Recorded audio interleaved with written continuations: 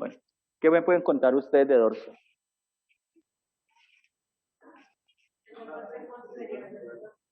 Parte posterior del cuerpo. ¿Está toda?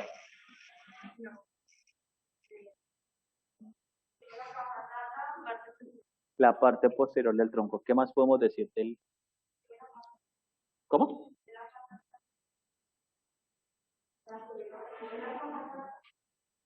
No te... Bájate el tapabocas, es que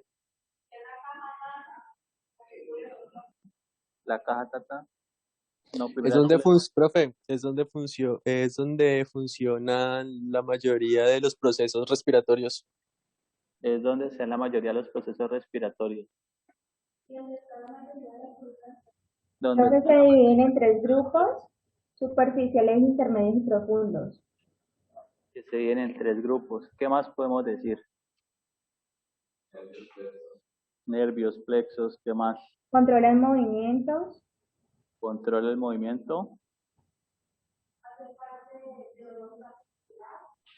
Hace parte, bueno, no. Entonces, cuando hablamos de dorso, hay cosas ciertas que ustedes dijeron. Que se ubica en la parte posterior del tronco, sí. Que está la columna vertebral, la mayor parte, no, está toda. Toda la columna está en el dorso. Es lo que nosotros conocemos como la espalda. Y en la espalda está la columna. O sea, no hay una parte que esté separada. La parte superior del dorso la conocemos como la nuca, que corresponde a la parte posterior del cuello. Entonces atrás se llama nuca, adelante se llama cuello o cervix. Y el tronco hace parte del esqueleto axil, no del esqueleto apendicular. El esqueleto apendicular se une a él, mas no es el esqueleto apendicular. ¿Listo? Bueno. Les voy a mostrar, permítanme en un momento.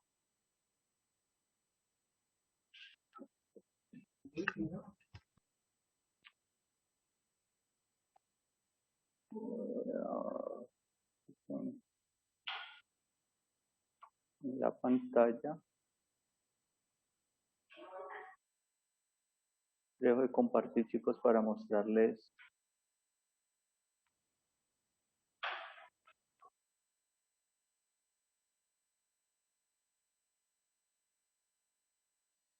Listo.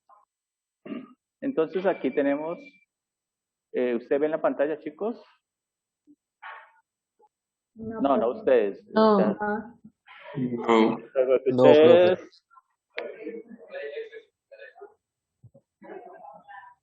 Recuerden que cuando yo digo que sí la ven, estoy hablando es para los del otro lado.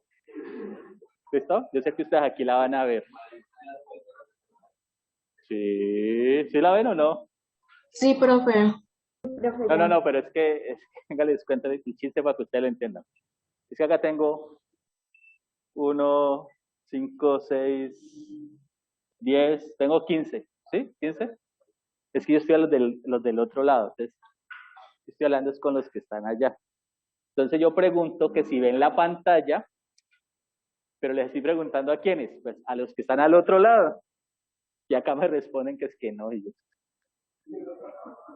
entonces, ahora sí, ¿entienden? Cuando yo pregunto si la están viendo, pues no es ustedes, chicos. Yo sé que ustedes tienen 20 de 20, pero ellos allá están viendo en la pantalla. Igual, si de pronto yo digo algo, es que yo estoy pues conectado, bueno, de pronto los demás que están conectados podrán escuchar lo que ellos van a decir, pero si no están conectados, pues no sabrá por qué yo voy a decir algunas cosas que responde a preguntas de ellos. Bueno, entonces cuando hablamos, te vuelvo y repito, ¿la pantalla sí la ven? Sí, profe. Sí, profe. Sí, profe. Listo, ya. Entonces cuando hablamos del dorso, en el dorso vamos a tener una estructura que se llama la columna vertebral.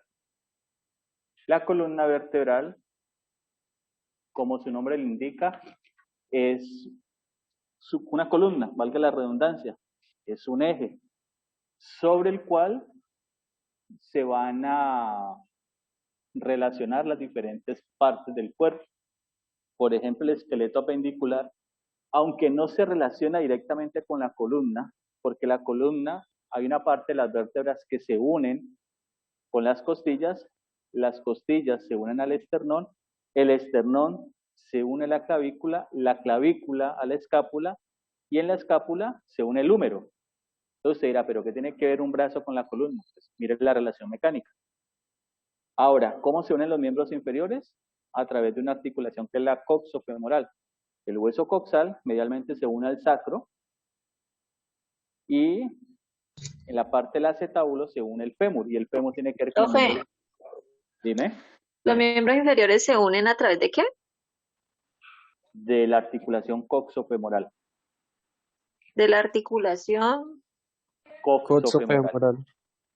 Entonces, cuando hablamos de la columna vertebral, vamos a hacer una relación mecánica. La cabeza, imagínense que el cuerpo es un camión, entonces la cabeza sería el motor. La cabeza sería el motor. Imagínate un camión. Yo sé que puede haber personas que tienen cabeza de motor, pero no, imagínate que es un motor. Hay una estructura que se llama el eje de transmisión. Imagínate que el eje de transmisión es la columna. Si han visto un camión, han visto cuando los camiones van andando que hay una estructura que va girando fuera de las llantas, ¿no? Pues se va girando para transmitir la fuerza. Hay otra parte que se llama la transmisión, que es algo como así, que parece un huesito de perro. Y luego de allí salen las llantas. Entonces, el cuerpo humano es algo parecido. La cabeza sería el motor, la columna sería el eje de transmisión, la cadera sería la transmisión y las llantas serían los miembros inferiores. ¿Qué significa eso? Que, por ejemplo, en el camión, la potencia o la fuerza que se esté generando en esta región se va a transferir a las llantas. En el cuerpo sucede lo mismo. El peso del cuerpo se va a transferir a través de la columna y va a terminar en los pies. Por eso cualquier cambio postural que se dé a nivel de la columna va a afectar los miembros inferiores. Cuando usted sea médico... Afecta toda la biomecánica, profe. Exactamente. Cuando ustedes sean médicos y sean enfermeros y vean un paciente, yo los invito a que no lo miren como un pedacito. Es que usted es el paciente que tiene el síndrome de túnel del carpo y le mira ese pedacito nomás. ¿Quiere que le revise el codo? Pida cita nuevamente para revisarle el codo. Es que le duele el hombro, vuelve y pida cita para que le vea el hombro. El cuerpo es uno solo. La invitación es a que usted lo vea de manera integral, de manera global. La columna vertebral va a presentar unas curvaturas. Entonces voy a acercar aquí, voy a disminuir la imagen. Y esas curvaturas las vamos a entender en dos contextos. Pero en dos contextos. El primer contexto es lo morfológico. Si recuerdan la primera clase, nosotros hablábamos que la anatomía hace parte de las ciencias morfológicas. Entonces vamos a verlo desde ese enfoque. Esta primera curva que voy a dibujarles acá, morfológicamente hablando, se le llama la curvatura primaria. Y esta siguiente curvatura... Profe, ¿a qué se le conoce como la curvatura primaria? Ahorita te lo digo porque es que apenas estamos hablando de eso. Ya te voy a decir en clínica cómo se conoce. O sea, te estoy haciendo las explicaciones desde lo morfológico. Ahora paso a lo clínico. De la curvatura primaria es esta, que correspondería a la porción torácica de la columna. Y esta otra curvatura sería la curvatura secundaria, que correspondería a la porción lumbar de la misma. Sin embargo, la columna va a tener dos más. Esta cervical, que va a corresponder en forma a la secundaria, y esta sacra o pélvica, que correspondería en forma a la primaria. O sea que en morfología yo voy a hablar de una curvatura primaria a nivel del tórax y una curvatura secundaria a nivel lumbar. Por su forma, entonces se repetirían. Secundaria a nivel cervical y primaria a nivel sacro o pélvico. En clínica, la curvatura primaria yo la voy a llamar sifosis. Y la curvatura secundaria la voy a llamar lordosis. Sifosis, la primaria. La secundaria, lordosis. Para un morfólogo o desde la morfología, hablar de sifosis y lordosis es hablar de curvaturas alteradas. Entonces, la primaria, si está alterada, le diríamos sifosis, y la secundaria, si está alterada, le diríamos lordosis, que puede estar aumentada o disminuida, porque es una curva. En clínica, si yo hablo de lordosis, ¿estoy hablando de algo normal? ¿Sí o no? Sí, profe. En clínica. En clínica sí. Sí. Entonces, en clínica, yo utilizo los prefijos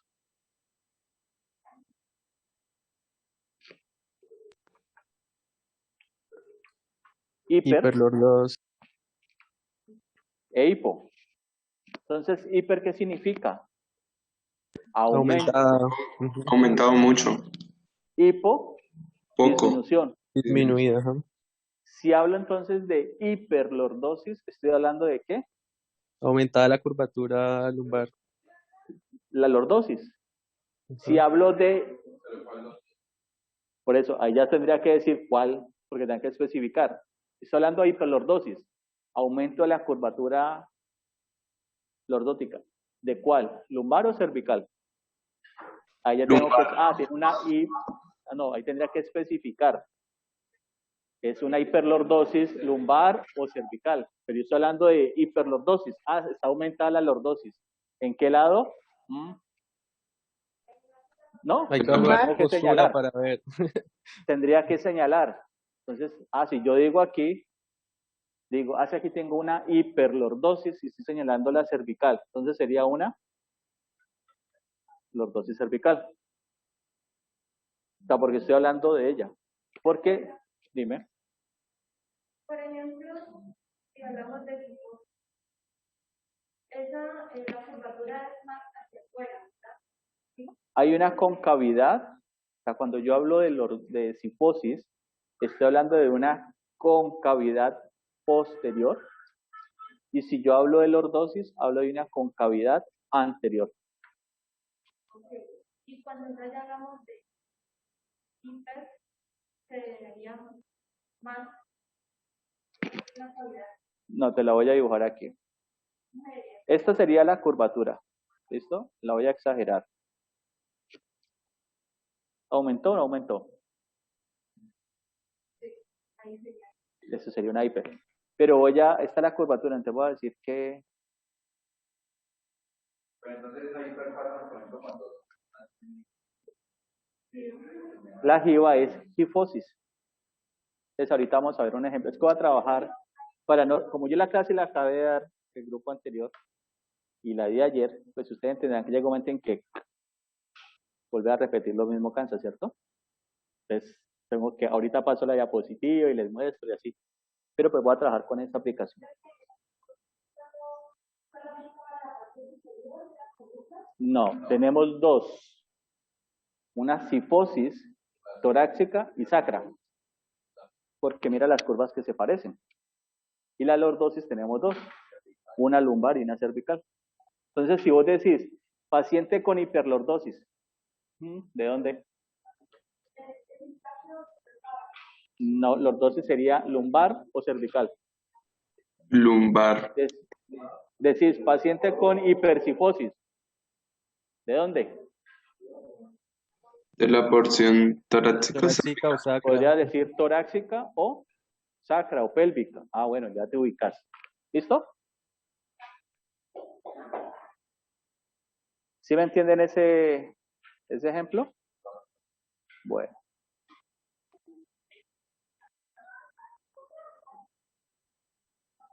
Resulta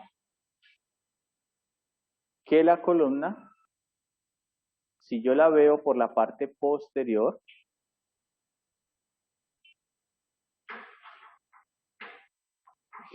o si la veo por la parte anterior, yo la voy a ver como una línea recta. Cuando la columna se desvía, voy a trazar aquí una línea. Si la columna se desviase lateralmente, por ejemplo, quisiera esto. Una escoliosis en S. Eso se denomina una escoliosis. O sea que la escoliosis corresponde a la desviación lateral de la columna. Profe, esa que dibujó ahí es en S, ¿cierto? Sí, eso es una S. Sí, claro. Normalmente la columna, las vértebras, ya les voy a mostrar un esquema de ellas. Las vértebras pueden soportar fuerzas de desplazamiento anterior o posterior. Entonces son las famosas listesis, anterolistesis, laterolistesis, posterolistesis, porque puedo hacer esto. Puede soportar fuerzas de rotación, entonces se rota. Entonces algunos hablan de una rotoescoliosis. Y la rotación, o sea, toda persona que tenga una escoliosis, apueste lo que quiera, que tiene una rotación de los cuerpos vertebrales. De los cuerpos vertebrales. Se rotan. Y eso te va a dar la escoliosis. Pero también ¿Cuál puede puede ser la tener causa de la escoliosis? vicios posturales, práctica deportiva, la dominancia. Recuerde que nosotros tenemos una lateralidad, ¿no? Y eso genera una dominancia. Si yo soy diestro, sería derecho, y si soy siniestro, sería, así se le dice, diestro y siniestro. Sí, en serio, no estoy diciendo chanza. No, diestro y siniestro. Y están los ambidiestros. Yo, por ejemplo, escribo con las dos manos. No muy bien con la izquierda, pero escribo. Aunque igual escriba con la derecha o con la izquierda. No entiendo lo que escribo, pero escribo. ¿Qué sucede? Profe, pues ¿Qué todos, ¿cómo así? No, serio. O sea, nunca me vas a pedir que te escriba una carta a mano. Porque si yo arranco despacito y luego como que me acelero y tengo letra de médico. Por ejemplo, ustedes han visto que en la Iglesia Católica, ya que estamos cerca a Semana Santa, antes era como un pecado echarse la bendición con la mano izquierda, porque decían siniestro, de malo. Pero hasta que el Papa se cayó y se dañó la mano derecha, que tocó pues con la izquierda, ¿por qué más podía hacer? Y no se condenó el Papa. Entonces, siempre hay un contexto cultural y religioso allí. Que no tiene nada que ver. Ustedes siempre dicen que lo que está a la izquierda, pues que es malo, ¿no? Nada, eso hace parte del cerebro. En este caso, entonces, lo que estamos viendo es que la columna tiene una forma de S, o sea, hizo una curvatura compensada. Porque siempre la columna va a hacer esto, va a buscar el equilibrio. O sea, si tengo una rotación a la derecha, hay un segmento que se va a rotar hacia el lado contrario para poder conservar el equilibrio. ¿Hasta allí pregunta, chicos? Bueno.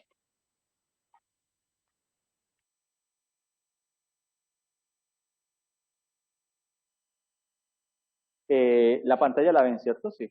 Los que están al otro lado. No ustedes, no. ¿Sí, sí la ven? Sí, profe. Sí, señor. Bueno, listo. Entonces, esto pues ya lo vimos. Ya está.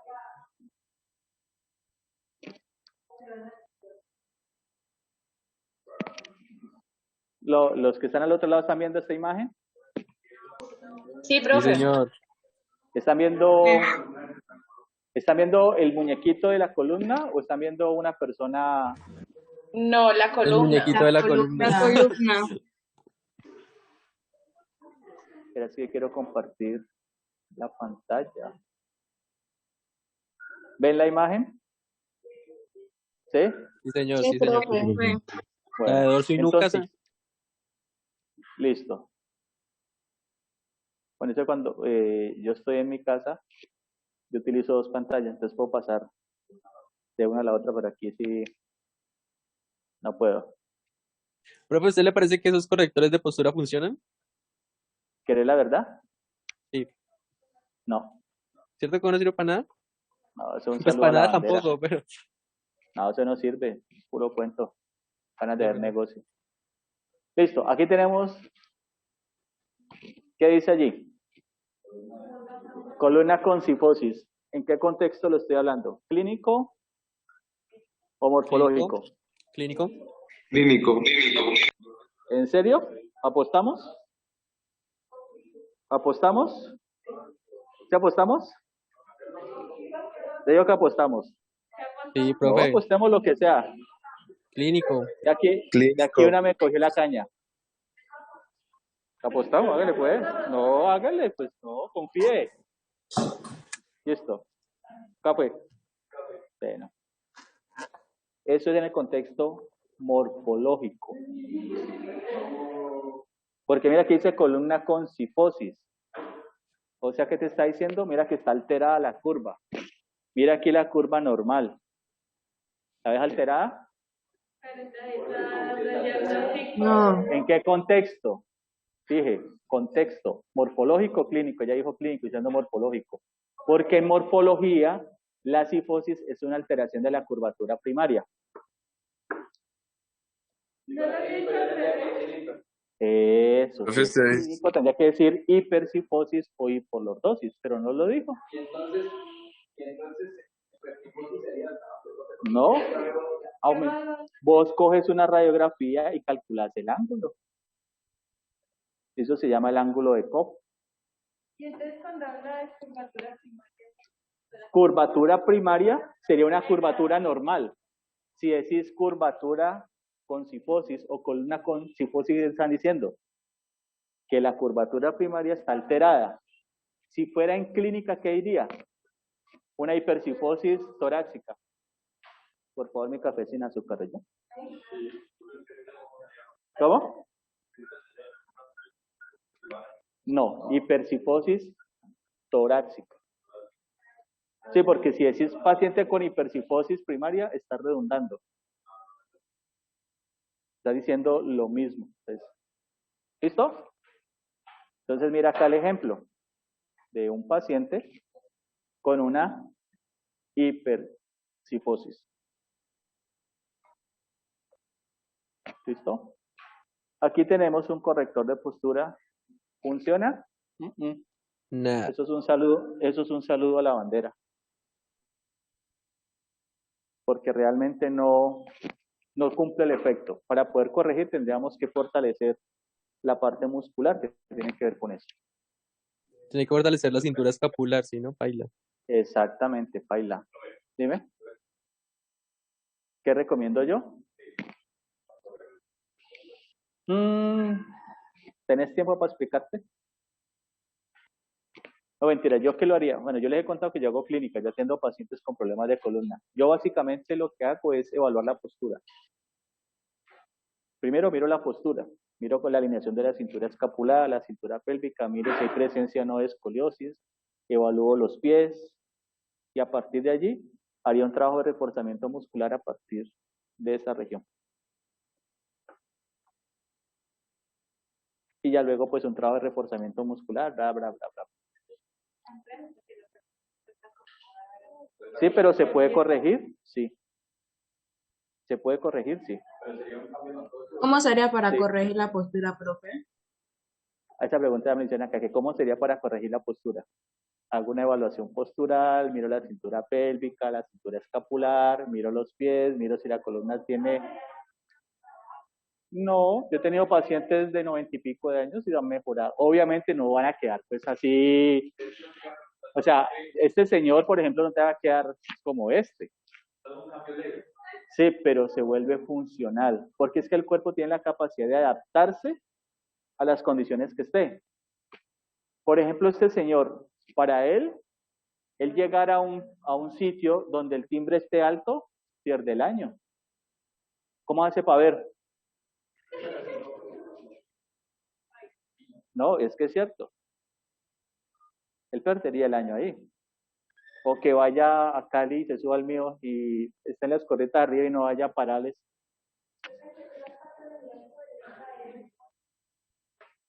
¿Qué piensan ustedes que le puede pasar a este señor allí? ¿Qué compromiso puede tener? Sí. Bueno, el cerebro, pero hay algo fundamental allí. Ustedes ya lo vieron. El sistema respiratorio. Sistema respiratorio. Ese señor puede tener una dificultad respiratoria. Haga el movimiento usted, si la cabeza hacia adelante y hable. Hable a ver qué pasa allí. No puede salir la voz bien. Y si no puede salir la voz, hay un compromiso. O sea que ese señor podría tener... ¿Cómo? Aparte tiene demasiado cortados los músculos de la Claro, parte entonces de hay adelante del ojo. acortamiento de la parte anterior. Eso se llaman cadenas musculares, pero pues no es de su competencia. Profe, ¿Listo? y intubarlo sería súper difícil, ¿no? Claro. Ese señor en urgencias. Dime. Se muere.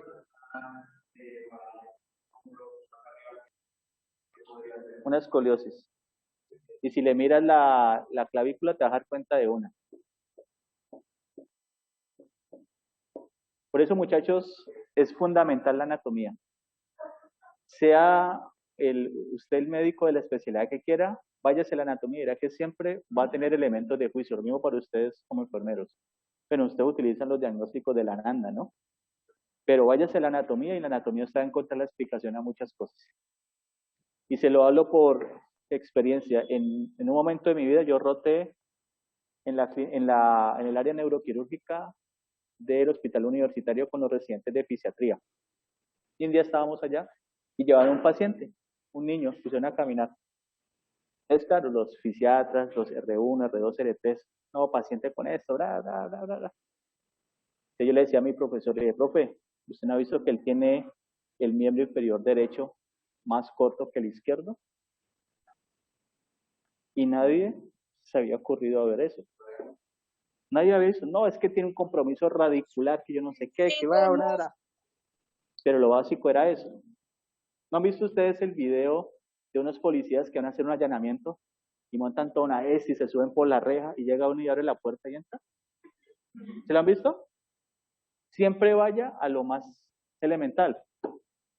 Si vas a prender un carro, abres el switch y el carro no te prende, ¿qué puedes pensar que puede ser? Bueno, o tu moto, pues si tienes moto.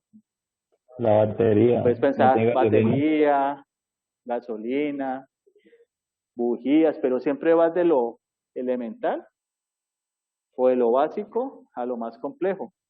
No vas a decir, vos, que se le partió un anillo, pues tienes que ir de lo... Y muchas veces en los diagnósticos se van a lo más complejo. Mentiras que la respuesta está allí nomás. Entonces siempre la invitación es a que usted vea lo sencillo y vaya escalando, vaya escalando. Lo que sucede, chicos, es que desafortunadamente en el sistema donde estamos, la salud es un negocio. Entonces, entre más veces el paciente consulta al especialista, ¿eso qué significa? Caja registradora. Más plata para Más él. plata, claro. Más plata. Entre más medicamentos vos le mandas al paciente, ¿qué significa? Más plata. Y ustedes saben, y lo digo pues con respeto, hay muchas especialidades médicas donde usted llega y no. Le ofrezco este medicamento, medicamento A, pero para lo que usted tiene, el que le va a servir es el medicamento C. Luego tiene que comprarlo en tal parte y yo le mando la fórmula. ¿Eso es ético? No. Pues yo No diría es que ético. no, sí. Él lo está diciendo, pero pues obviamente hay una ganancia. Entonces ahí es un tema pues como que hay que hilar muy, muy delgado, ¿vale? Listo, chicos. Aquí tenemos otro ejemplo. Aquí vemos ¿Una Una qué? hiperlordosis lumbar. ¿En qué contexto? ¿Vamos a apostar? ¿Vamos a apostar? ¿Hay que reivindicar o no? ¿No? Bueno. Aquí habla de una lordosis. ¿En qué contexto le está hablando? Morfológico. Morfológica. Clínicamente, ¿qué tendría que haber dicho allí? Hiperlordosis lumbar. Hiper es el aumento de la curva. Imagínate un arco. Vas a lanzar una flecha. Te cree Robin Hood. Te escoges. Y entre más tensión es la cuerda del arco, ¿qué va a pasar con la parte de la curva? Se va a pronunciar más. Y entre menos tensa esté la cuerda, el arco va a ser, digámoslo, su curvatura más aplanada, entre comillas. Aquí tenemos una hiperlordosis. Mira, la niña. La postura La que mujer es tiene. cuando le toman foto. Uf, pero esa es re hiperlordosis, ¿no, profe? La de la niña. ¿Cuál? Normalmente siempre hay tendencia a ser hiper, siempre. Sí, es psycho, pero igualmente existe, ¿no? Por ejemplo, aquí tenemos, mira la curvatura cervical, mírala, y mira cómo se ha ido rectificando, y mira cómo quedó. ¿Sí ves? Hablamos de una rectificación, de una curvatura. En este caso, una curvatura, una lordosis, perdón.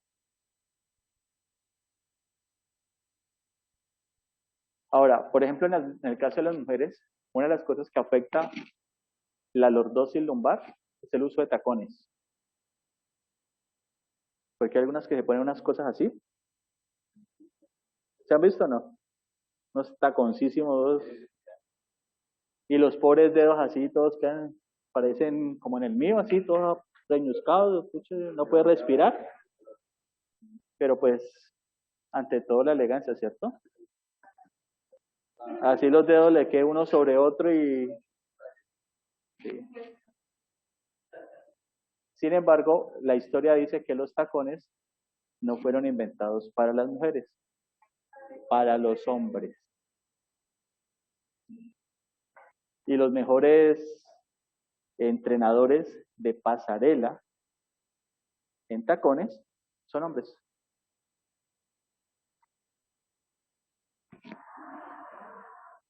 ¿Listo? Bueno, entonces aquí tenemos esto que... ¿En qué Eso es contexto una... lo están diciendo? No, en ambos, porque la escoliosis la definen igual, desviación lateral. Morfológico. No, es igual. La desviación lateral de la columna en uno o en otro contexto se llama lo mismo. Y aquí vemos el hueso sacro, mira cómo se ha desviado. Ves que no se ve una línea, sino una curva. Muy bien.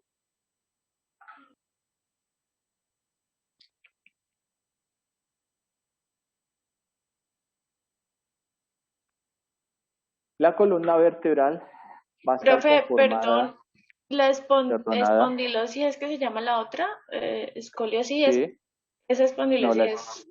la espondilolistesis, no recuerdo bien el otro término, es un desplazamiento, bueno, no es un desplazamiento, una listesis es un desplazamiento, pero no recuerdo cuando se habla de espóndilo, creo que aparece algo más, pero no lo recuerdo ahorita. Pero tiene que ver ya con la vértebra como tal. Ah, ya, ok. ¿Listo? Entonces venga, yo les muestro aquí. Vamos a ver si vemos las vértebras.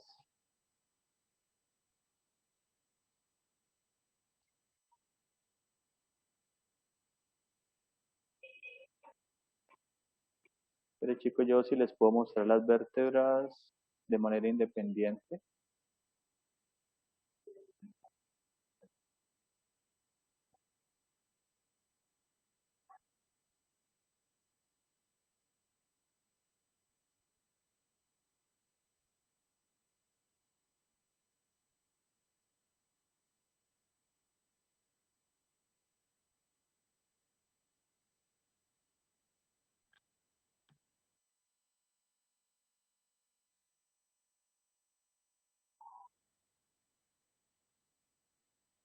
No me deja ver la...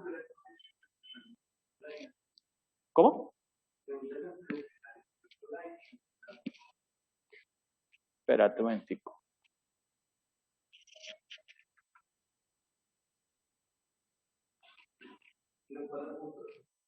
¿En los 4? ¿Ok?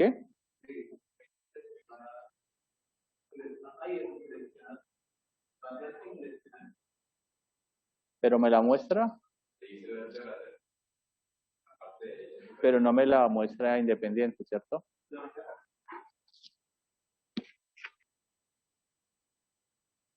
Vale.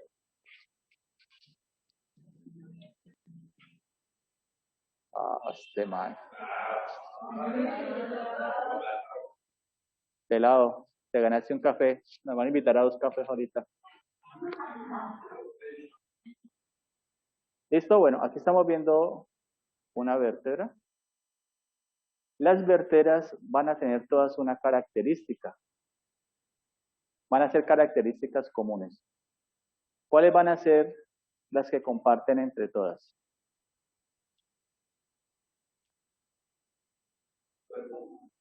El cuerpo, Todas tienen un cuerpo. Todas tienen un foramen vertebral.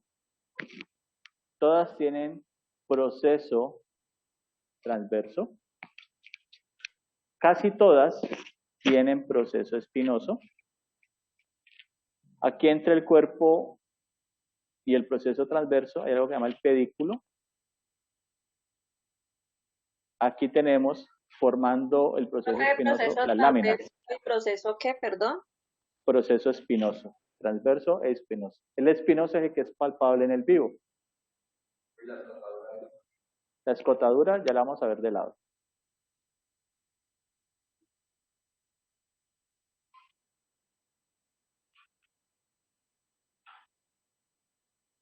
Entonces aquí en esta vista lateral podríamos identificar la escotadura vertebral superior y la escotadura vertebral inferior. El pedículo es esto, delimitado por la escotadura superior e inferior.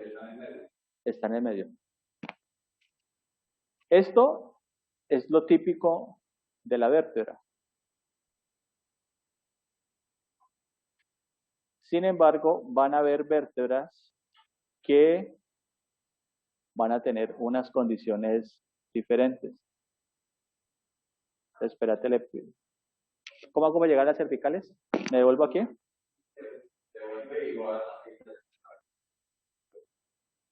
Espérate, a ver.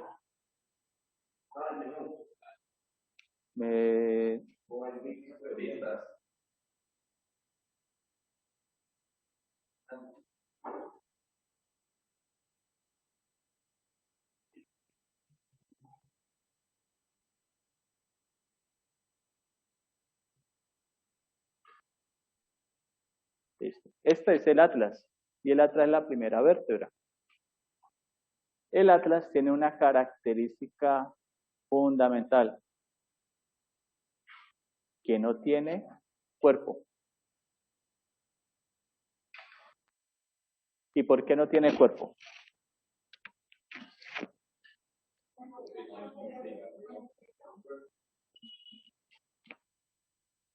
Porque la vértebra es la primera vértebra cervical por la cual va a pasar la parte más ancha de la médula espinal.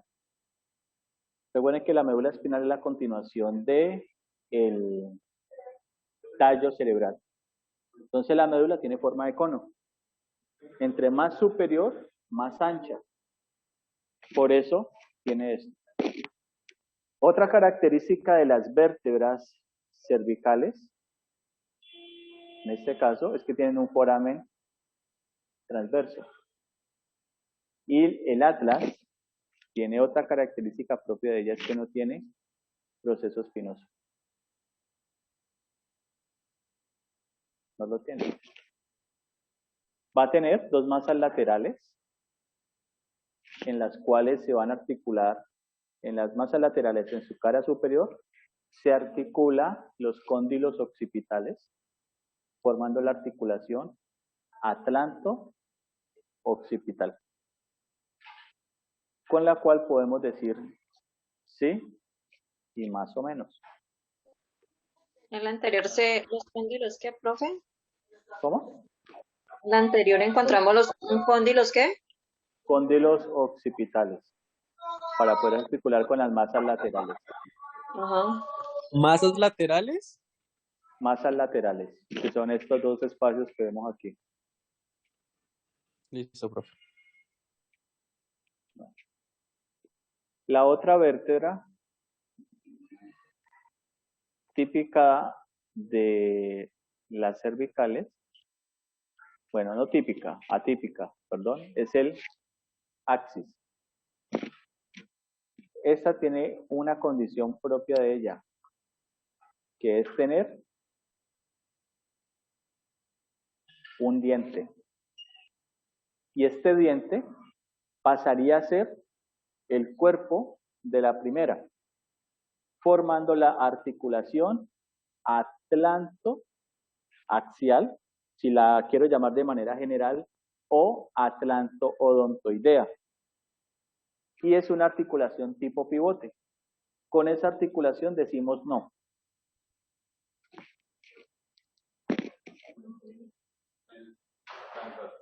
Profe, qué pena, ¿me puede No. repetir ese pedacito?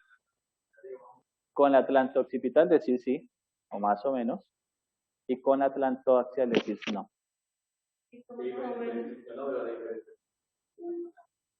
Más o menos mira la cabeza. ¿Vos cómo decís? ¿Me vas a pagar el café, sí o no?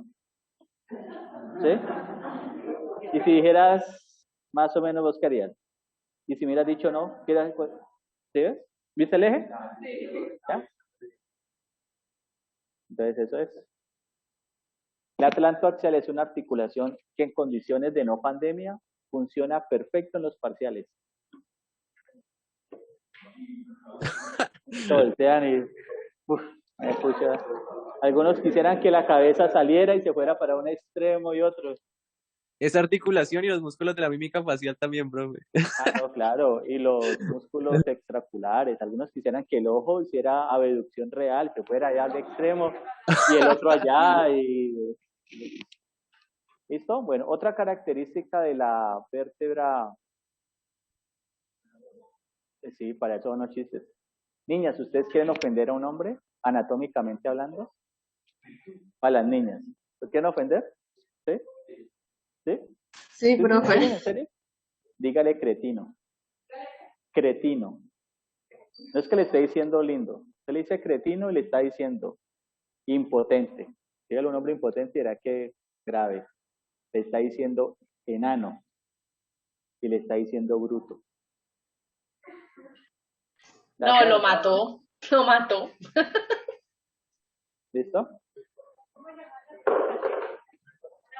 Entonces aquí tenemos otra característica de axial.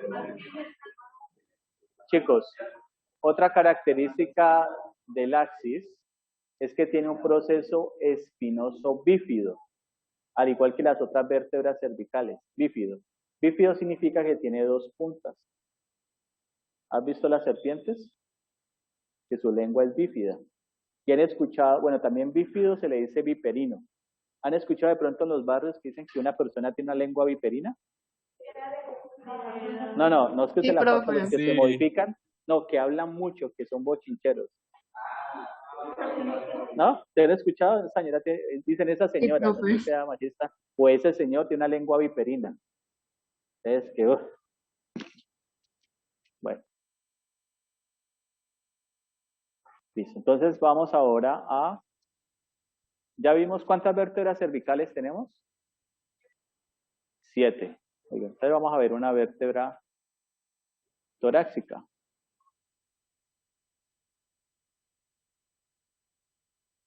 La vértebra torácica, al igual que las demás vértebras, va a tener unas características propias de ella. Una característica es que presenta un proceso espinoso, largo e inclinado inferiormente. Y otra característica propia de las vértebras torácicas es que tiene una cara articular en su proceso transverso y una cara articular en la parte superior e inferior del cuerpo vertebral para las costillas, y tiene el resto de estructuras comunes a todas las vértebras: cuerpo, lámina, proceso espinoso, transverso, foramen vertebral, pedículo, incisura o escotadura vertebral superior e inferior. Todas la tienen, ¿listo? La T1. Ah, no, todas las torácicas tienen eso, todas, que son comunes al resto de vértebras, sino que las vértebras torácicas tienen esas características que les dije inicialmente: proceso espinoso largo e inclinado inferiormente, y carillas articulares en los procesos transversos y en el cuerpo vertebral. Eso lo tiene. ¿Y por qué? Porque se articulan a las costillas. ¿Cuántas vértebras torácicas tenemos? 12. Listo, pelado. ¿De las torácicas que siguen? Las sacras. Ah, vale, sacras, te fuiste muy abajo. Lumbares. Ay, las lumbares, perdón. Listo, entonces aquí tenemos la vértebra lumbar. Característica propia de la vértebra lumbar. Primero, tiene un proceso espinoso corto y horizontal. Corto y horizontal. ¿Cómo es el de la vértebra torácica? Largo e inclinado. El de la Inclinado. cervical, bífido. Menos C1, ¿no? Pues ya dijimos que esa es diferente. Otra No tiene. característica que tiene la vértebra lumbar es que su cuerpo es grande. ¿Y por qué es grande? A ver. ¿Ah? Porque las vértebras lumbares son las que comienzan a recibir el peso de la parte superior, que va a ser transferido hacia los miembros inferiores. Y otra característica de ella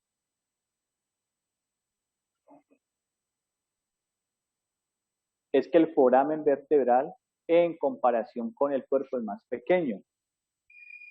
Hay una relación inversamente proporcional entre el foramen y el cuerpo. Entre más alta, en términos de la porción de la vértebra, su foramen es más grande. ¿Y por qué es más grande? Porque la Bueno, porque- columna es más grande. No, no es porque La sea médula más grande, espinal. Por la médula espinal. porque la médula espinal tiene forma de cono. ¿Y cómo es una forma de cono? Pues entre más Ancho arriba, arriba y abajo delgado. exactamente.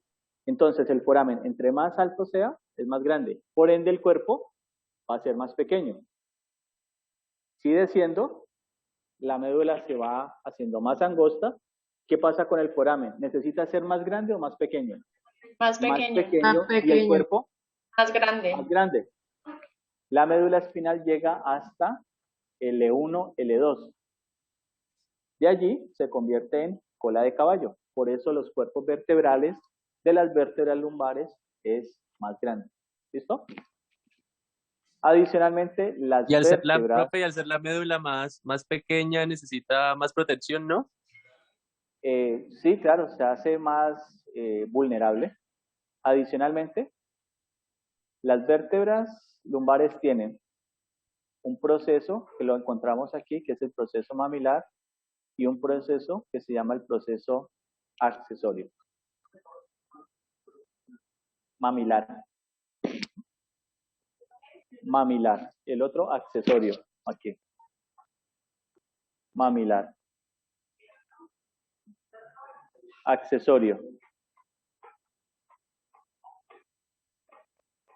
Ahora, las vértebras entre la incisura o la escotadura vertebral superior e inferior. Te borro aquí, chicos. Bueno, ahorita se las muestro bien. Ellas forman un espacio que se llama el foramen intervertebral. Y por ese foramen intervertebral salen las raíces que vienen de la médula, o sea, los nervios espinales, por ahí emergen.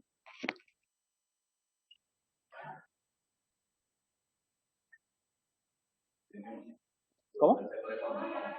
Ya, ahora lo muestro. Dime. Profe, ¿por dónde emergen? Por los forámenes intervertebrales. Entonces ahora vamos dime. Profe, tengo fallas con el internet, solamente le entiendo forámenes. Forámenes intervertebrales, espérate. Sí, así dale, yo te escucho. Ah, no, es que por acá me están diciendo del internet, es que ahora sí háblame.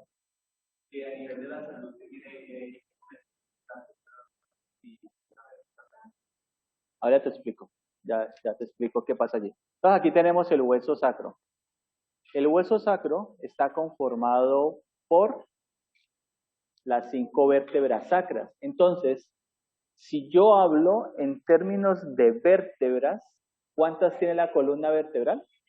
33. Si hablo en términos de huesos, 26.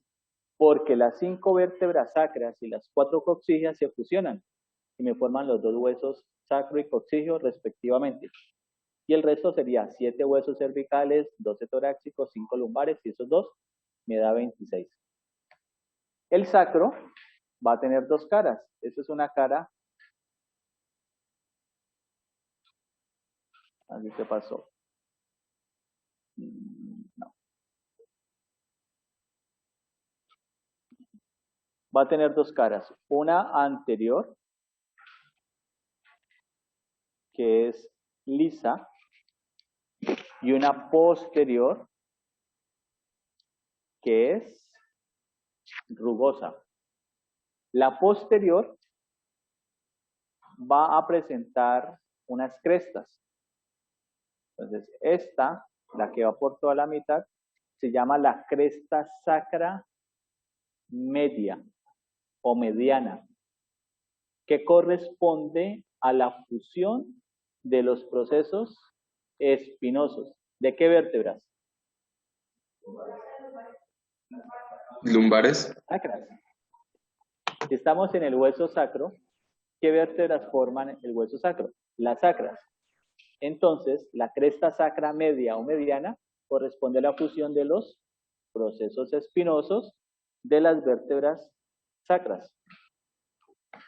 Lateralmente, aquí voy a encontrar las crestas sacras laterales. Y estas corresponden a la fusión de los procesos transversos. ¿De qué vértebras? De las sacras. Y quedaría una cresta que se llama la cresta sacra intermedia, que vendría por aquí, que corresponde a la fusión de los procesos articulares superiores e inferiores. ¿De qué vértebras? De las sacras. Pues por si las moscas nos perdemos, ¿no? Pegamos para otro lado. La última, la Z. ¿Articulares qué, profe? Esa es la Z, la última, la Z.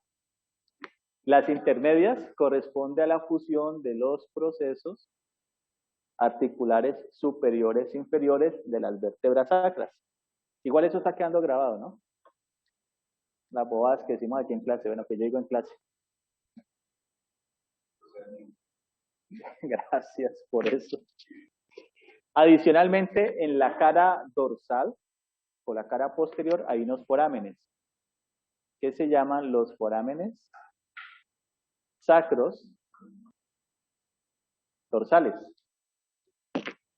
Y en la parte inferior tenemos los 2 cuernos o astas del sacro, no, del sacro. Debajo estaría las del coxis. ¿Listo? Yo, José Fernando. ¿Me estás preguntando de cómo me llamo? José Fernando. ¿Crestas? Es que crestas. ¿Astas o cuernos? que tomarse la vida con calma, muchachos. No me acuerdo de qué dice. Del sacro, ¿no? De José Fernando. Es que por acá me preguntaron que cómo me llamo, que cómo se Yo llama. pensé que era. Ahora, ¿sabe qué están pensando por allá? Que esos cuernos se llaman José Fernando. No, que me hayan puesto los cuernos, pues sí, pero pues no que me llamen José Fernando.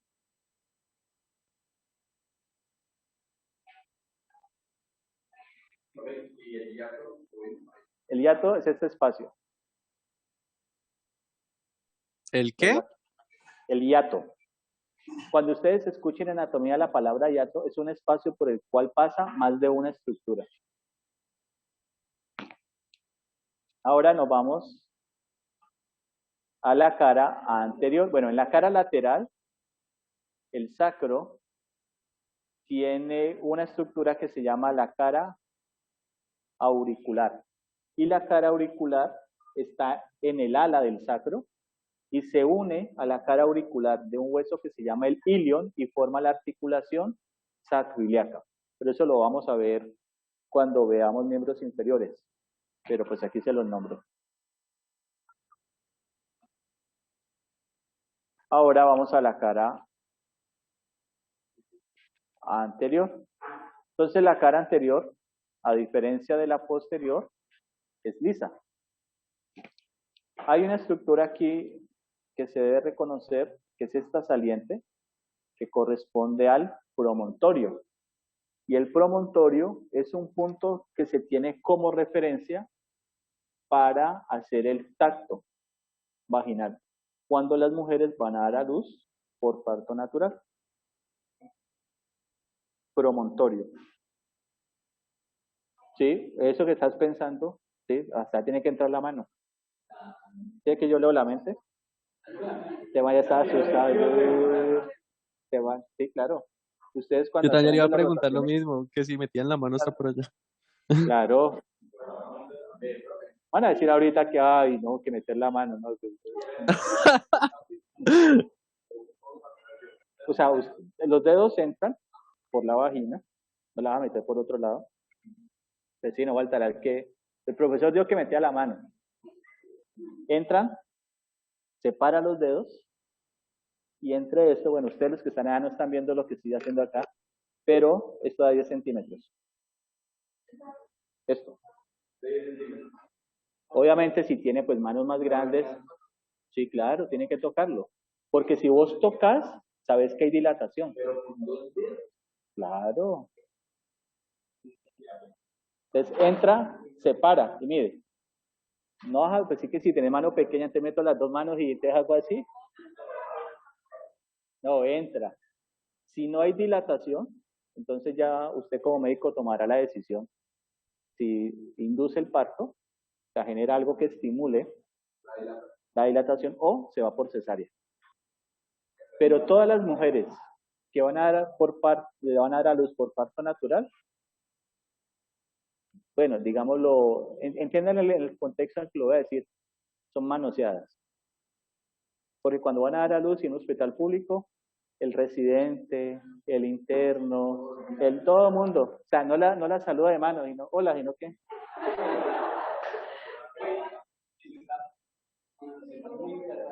Las conoce más O sea, tiene que medir. profundamente. Sí, sí. O sea, tiene que tocar. O sea, para poder dar parto natural, tienen que tocar para saber si hay dilatación o no.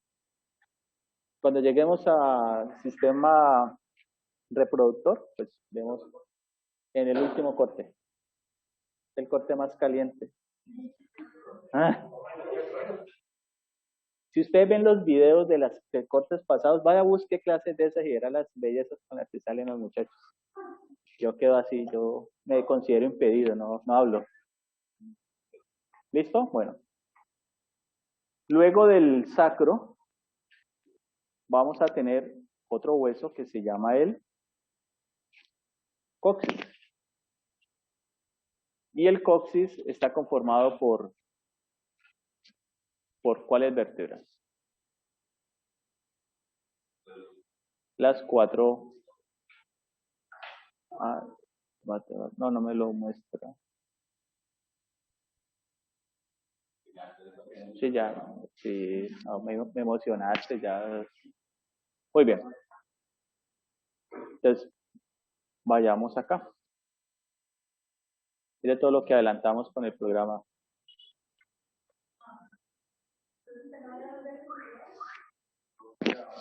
Todo está grabado. Todas las bobadas que hemos dicho.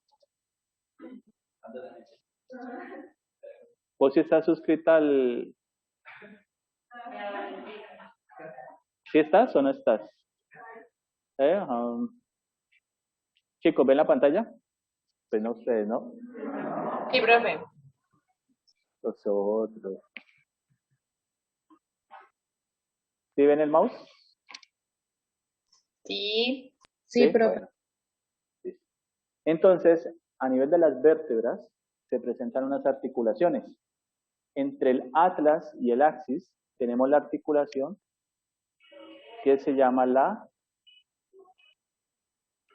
atlantoaxial, o también la puedo llamar la atlanto-odontoidea. Entonces, ¿qué es esto? Esta articulación es muy vulnerable. ¿Por qué es vulnerable? Recuerden que allí está la parte más ancha de la médula, y cuando hay un trauma, por ejemplo, con síndrome de latigazo, ¿han escuchado eso? Síndrome de latigazo es que una persona va conduciendo un vehículo, exactamente, lleva puesto el cinturón o no lo lleva puesto, y cuando frena de manera brusca, por la inercia, la cabeza se va hacia adelante y se va hacia atrás, y puede seccionar la médula. Si secciona la médula, en el tallo cerebral, ¿qué par craneal pasa? Bueno, pasan varios, pero hay uno que es fundamental, muy importante. Todos son importantes, pero hay uno que es muy importante. Hay un par craneal, el vago. ¿Y el vago qué regula? El sistema respiratorio y el sistema circulatorio, porque es el nervio parasimpático, por excelencia. O sea que él puede hacer que el corazón se pare. Les puede pasar allí síndrome de latigazo. De hecho, hoy venía en el carro. No, es que ahora que la recta, saliendo de Cali, hay un carro que va adelante, o sea, va al lado mío y va adelante, yo vengo atrás, y un genio en una moto, yo comienzo a acelerar porque ya estoy cogiendo la recta, se mete así. O sea, yo lo alcanzo a ver, pero yo pensé que él iba a adelantar la moto, no, se cruza. Cuando se cruza, pues, yo pues obviamente freno, donde me demore un instante más de frenar, pues levanto de mano. No, mira qué hago yo allá estaría, no hubieran tenido clase. Entonces, pues menos mal yo tenía puesto el cinturón, porque cuando frené, el carro pues alcanzó a hacer esto. Entonces, eso puede pasar, chicos. Si hay el síndrome de latigazo, pueden suceder varias cosas. Primero, muerte súbita. ¿Por qué? Por compromiso de la médula, o en su defecto, una morbilidad muy grande que sería una cuadraplegia. Bueno, también puede darse una muerte cerebral, pero normalmente da una muerte súbita. O sea, te vas de una. ¿Listo?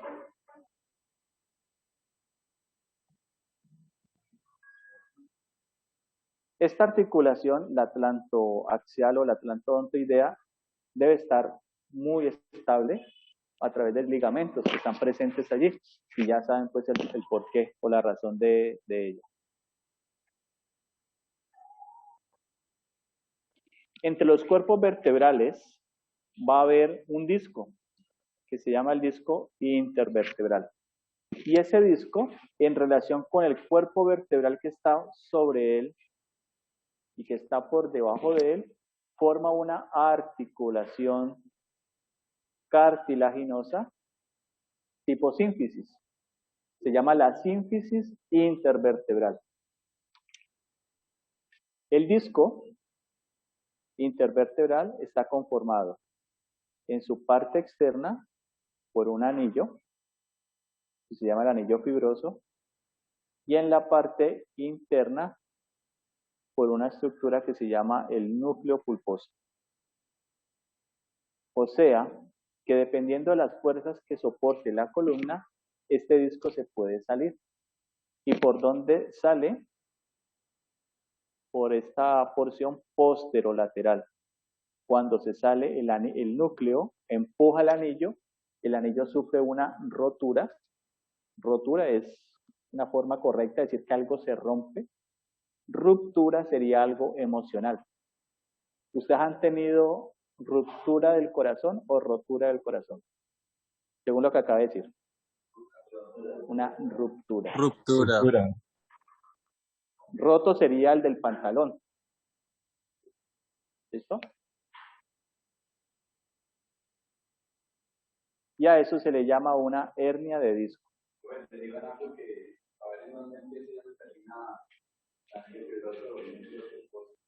¿Deriva de dónde comienza? De altura, pero ¿influye en qué sentido? Ya te digo, sí y no.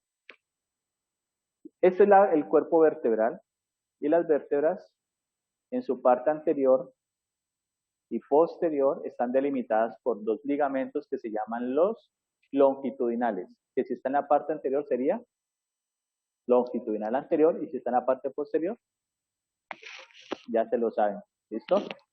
Entre los procesos espinosos hay un ligamento. Y ese ligamento se llama el interespinal y en relación con los procesos espinosos forma la articulación fibrosa tipo sindesmosis. ¿Sí se acuerdan de eso? ¿Sí? ¿Sí se acuerdan de la sindesmosis del antebrazo? Es la unión del ligamento entre los dos bordes interóseos de la ulna y el radio. Allí hay otra.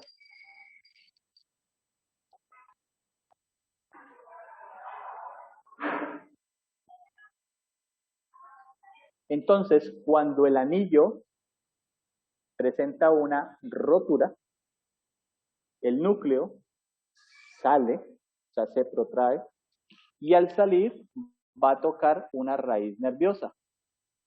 Esa raíz nerviosa, por ejemplo, aquí sale el núcleo, míralo. Como el nervio que viene de la médula espinal, un nervio espinal, su parte externa tiene el componente sensitivo. Cuando el núcleo sale y lo toca, a eso se le llama una HNP, una hernia de núcleo pulposo o hernia de disco. ¿Y por qué hay dolor? Porque está generando una compresión la parte sensitiva del nervio. Y aquí vemos, para arreglarla, pues, ¿cómo? Ah, no, pues, no sé, el nervio, el saunervio, una raíz espinal.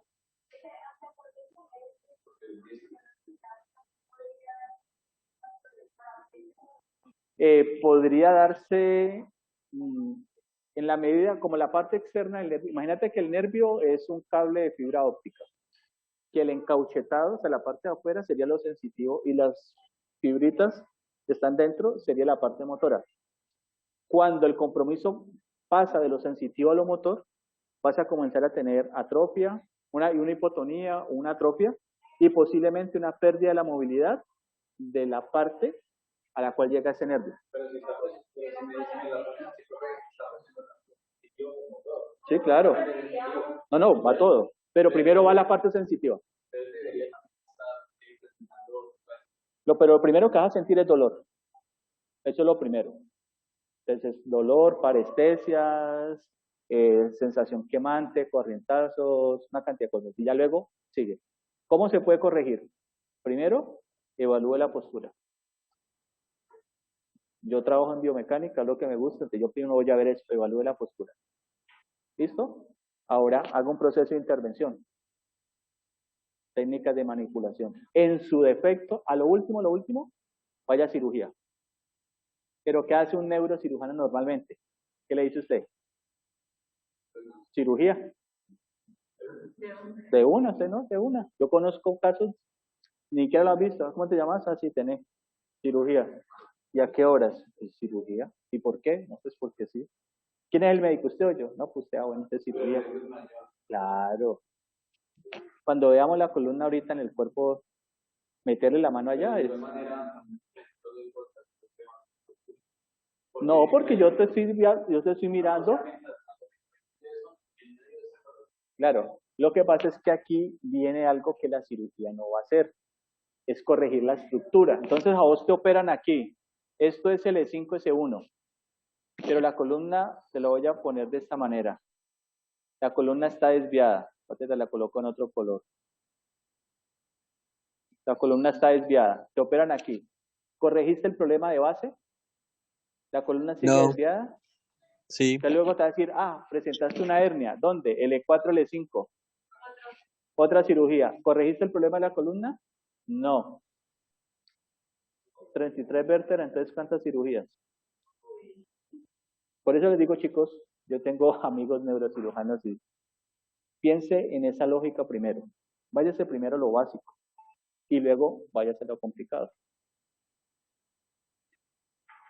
O sea, si usted piensa en su paciente como un ser humano, usted va a tener más empatía y lo va a entender mejor. Pero si usted lo piensa como signo pesos, olvídate, ahí no pasa nada. Ahora, pregúntele, por ejemplo, a cuántos neurocirujanos se someterían a una cirugía de columna. Pregúntenle a ver qué le dicen. Ninguno. Algunos dicen, no, yo busco otros métodos. Pero entonces, ¿por qué al paciente así? Y les cuento una anécdota, así es que ustedes me hacen hablar mucho. Y yo a las 12 tengo una reunión. Entonces, aquí en Palmira yo conocí un paciente. De hecho, él vive cerca a la Secretaría de Tránsito, como atrás de Unicentro. Bueno, los que son de Palmira. Bueno, por allá había la Secretaría de Tránsito cuando yo venía a atender un paciente. Este paciente es una persona de más o menos 1,80 de estatura. Él trabajaba en el aeropuerto, era auxiliar de carga y descargue del el área de logística. Resulta que, pues me contaba él, había un vuelo que ya iba a decolar y le piden que suban una llanta de avión que tenían que transportar a otra ciudad. Él me decía que esa llanta pesaba como 300 kilos. No sé si sea cierto o no, pero cuento como me lo dijo él. Y entre 3 personas iban a levantar esa llanta. ¿Se han visto que en los aviones, cuando suben las maletas, hay una banda? Era subir la llanta a esa banda y la banda pues lo metía allá y luego la acomodaban. 300 kilos entre 3 personas. Cuando la fueron a levantar porque llegó pues a altura del suelo, no había una montacarga, un gato, nada para subirlo, comienzan a hacer la fuerza. Las 2 personas que le estaban ayudando a él flaquean, o sea, les gana el peso y él recibe el peso de la llanta y él cae al piso. Apenas él cae, por arte de magia, aparece una montacarga. Sorpresa, ¿no? Sí, o sea, ahí sí aparece la montacarga y él comienza a sentir anestesia en miembros inferiores. Él como Está en una puede se compresión nerviosa, arrastra, ¿no? exactamente, como puede se arrastra, se va, llega a enfermería, le aplican pues medicamentos para el dolor. Él estaba en Bogotá, termina en una clínica X, no sé cuál es la clínica, tampoco sé el nombre del cirujano. No, o sea, obviamente no voy a boletear a ninguno de los dos. Termina Diga, en profe. cirugía, termina en cirugía y él presentaba 3 hernias de disco. ¿Qué hizo el cirujano en su sabiduría? Lo operó. Cuando él lo opera, entonces listo, ¿no? ¿Cómo te fue? Súper, saliste de la cirugía. 2, 3 días después, él siente anestesia total en sus miembros inferiores. No siente nada. ¿Qué eres el cirujano? Hombre, eso es la anestesia, ponete de pie, un berraco, todo grandote. Así le digo, bueno, pues de pronto estoy exagerando las palabras. Parate, ponete, entonces le pasan las muletas y él comienza a caminar y dice, no siento las piernas. No, mi hijo, ese es el efecto de la anestesia. Que te pusimos raquidia. Pues el efecto de la anestesia sigue, él quedó parapléjico. Claro. Y él lleva como 10 años con el efecto de la anestesia. Profe, ¿qué consecuencias hubo para el cirujano? No, el cirujano nada, él dijo, no, eso es, claro, un riesgo. Usted cuando lo va a operar, usted firma un consentimiento informado. Por eso, entonces viene la discusión. Cuando yo conozco al paciente, y de hecho me comprometo a mostrarles la foto de él dentro de 8 días, pero me acuerdan, vos que estás al tanto, me escribís. Entonces, estamos pareja, si fuera mi novia, no haría tan intenso. Usted me escribe, me llama, no, pero está bien. ¿Quién, No, profe? ¿Quién? Está bien porque me parece que está muy pendiente de las cosas. De lado, eso. Entonces, me escribes, me sirve recordar lo que vas a mostrarnos dentro de 8 días. Yo comienzo a trabajar con él. Obviamente, él pierde control de esfínteres. O sea, no puede orinar, no puede defecar de manera voluntaria y postrado en cama. Debido a esa situación, se vuelve obeso mórbido, desarrolla un hipotiroidismo y adicionalmente se vuelve diabético tipo 1. Todo por, desde mi punto de vista, ser negligente en el sentido de querer abordar un problema que pudo haber tenido un manejo inicial de manera diferencial al comienzo. ¿Por qué? Posiblemente por esto. La vida del man, de por vida, o sea, tirada, hijos, esposa, todo. El ortopedista o el cirujano que lo operó el feliz, posiblemente seguirá operando. ¿Y qué pasó con ese señor? Usted pregunta, ¿eso es ético? ¿Usted No, como profe. médico aceptaría que usted le hicieran eso? Entonces, No, si profe. no queremos que nos hagan eso, ¿yo por qué se lo voy a hacer al otro? Profe, ¿cuál hubiera sido el mejor procedimiento para haberle hecho al señor? Para mí, primero, manejo de analgesia, quítele el dolor, bloqueele, evalúe, hágalo bajar de peso, sométalo a un programa de fortalecimiento y después de eso, si no mejora, vaya a un proceso de cirugía, pero después de, no de uno. Entonces, ojo con eso, chicos. ¿Por qué hablan, hay veces, por qué a los médicos y al personal de salud les dan charlas de humanización de la salud? ¿Eso no es como contradictorio? ¿La salud de quién es? Bueno, hay salud animal, sí, pero pues hay humanos que se comportan como animales, sí, pero estamos hablando de seres humanos. ¿Por qué tengo que humanizar algo que lo hago con pares? O sea, ¿por qué tengo que dar una charla de eso si es algo que está implícito? O sea, eso ni siquiera se debe pensar. Pero desafortunadamente, el medio en el que estamos, nos hacemos tan impersonales que ni siquiera vemos a la cara a la gente, no los saludamos de mano, no le damos las gracias. ¿Y qué sigue? Yo he ido. Es más, algunos ni siquiera te preguntan qué tenés. ¿En serio? Ya, ¿y qué? Me preguntaste, ¿por qué pasa? Profe, pero eso es el mismo sistema de salud, ¿cierto? No, claro, o sea, yo no es que les esté criticando a ustedes. Yo lo que estoy diciendo es que el sistema puede pasar eso. Imagínense también como profesor. Yo conozco y he escuchado casos de estudiantes que dicen, y llega el profesor y dice, el único que va a ganar la materia aquí soy yo. Entonces usted cae ahí sentado, pues váyase. ¿Ah? Hay profesores que dicen que no se equivocan, que ya se la saben todas. Pues hermano, pues está perdiendo su tiempo aquí, váyase para la NASA o no sé.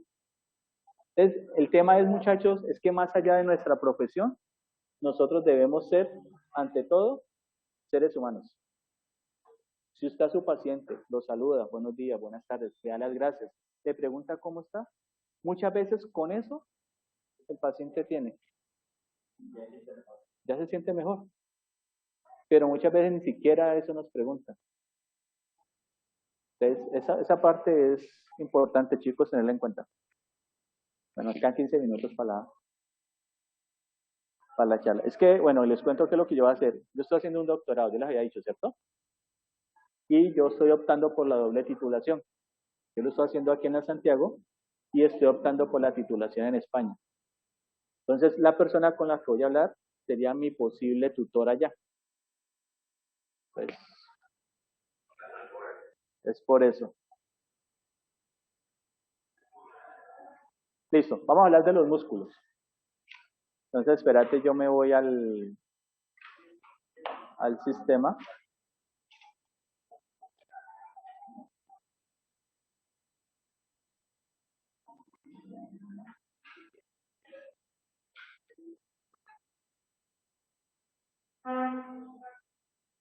Espérate, yo por acá. ¿Profe, hoy sí va a haber práctica? Claro, la una. ¿Por qué no vas a venir o qué? No, sí, sino que como dijo que tenía una reunión, pensé que de pronto no iba a haber práctica. Ah, pero una reunión breve. No creo, no, la reunión está pensada de media hora o más. No es esto.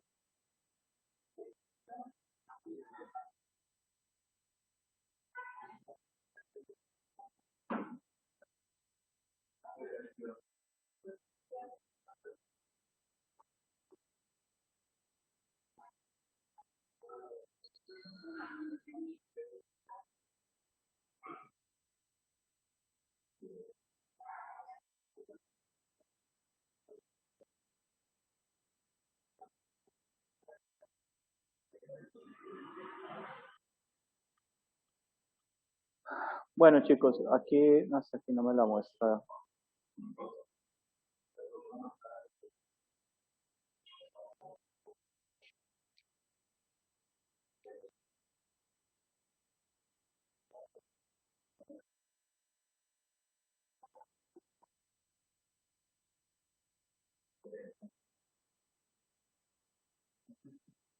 Bueno, a nivel del dorso, nosotros los músculos los podemos clasificar en tres planos.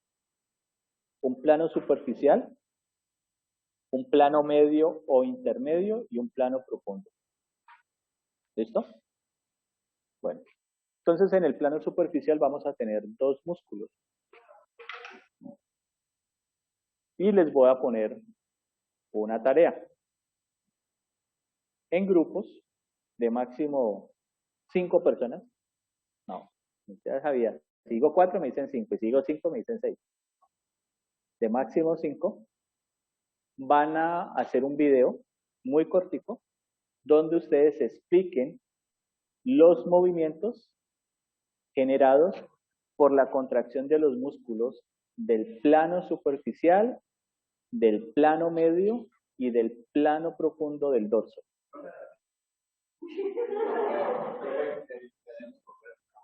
Bueno, pues va a ser la explicación a través de un video de la acción muscular de los músculos del plano superficial, del plano medio y del plano profundo.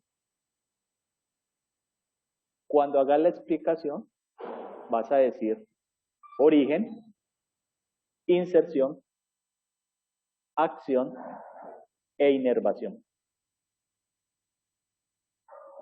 Origen, Inserción, ajá, acción e inervación. Profe, ¿pero por grupos musculares o por uno? No, ustedes lo hacen, no, pues ya ustedes desarrollan su creatividad. ¿Para Listo, cuándo? profe. ¿Para la una estaría bien? No, mentiras, para entre 8 días. Estos manes tienen mal sentido del humor. ¿Mm? Ah, no, cortico, no me va a mandar un video como los de las clases de hora y pico, no, cortico.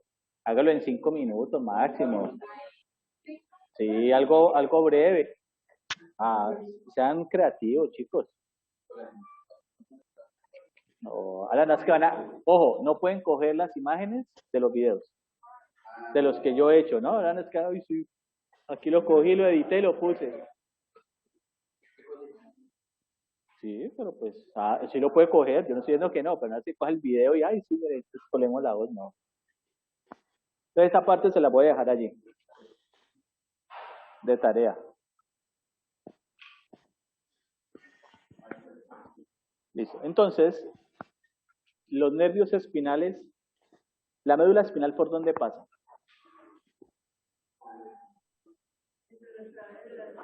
Pasa por el canal vertebral que está conformado por los forámenes vertebrales de cada una de las vértebras. Las raíces o los nervios espinales, ¿por dónde salen? ¿Por qué forámenes? ¿Por qué forámenes? Foramen vertebral, ¿no? Sí, entre las incisuras o escotaduras, ¿cómo se llaman?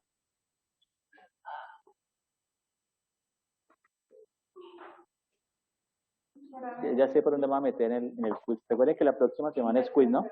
Por los forámenes intervertebrales. Por ahí salen. Y la médula espinal es la prolongación ¿de qué? Del tallo cerebral. Y el tallo cerebral hace parte de una estructura grande que se llama sistema nervioso central. Y el encéfalo hace parte del sistema nervioso y está cubierto por unas capas que se llaman las meninges. Y las meninges son tres. La más externa se llama la dura madre, que aquí la vamos a ver. La intermedia sería la aracnoides, que parece como una telaraña. Y la más profunda es la tía madre. A nivel del encéfalo, por ahí circula un líquido que se llama el cefalorraquídeo. Ese mismo líquido va a pasar por la médula espinal. Por eso hay una prueba diagnóstica que se llama punción lumbar. ¿A qué? Tía madre. Entonces, cuando hacen la punción lumbar, es entrar a ese espacio, tomar una muestra de líquido cefalorraquídeo para poder evaluar alguna condición puntual. ¿Listo? Entonces, la médula espinal va a tener unas astas. La de la parte posterior corresponde, perdón,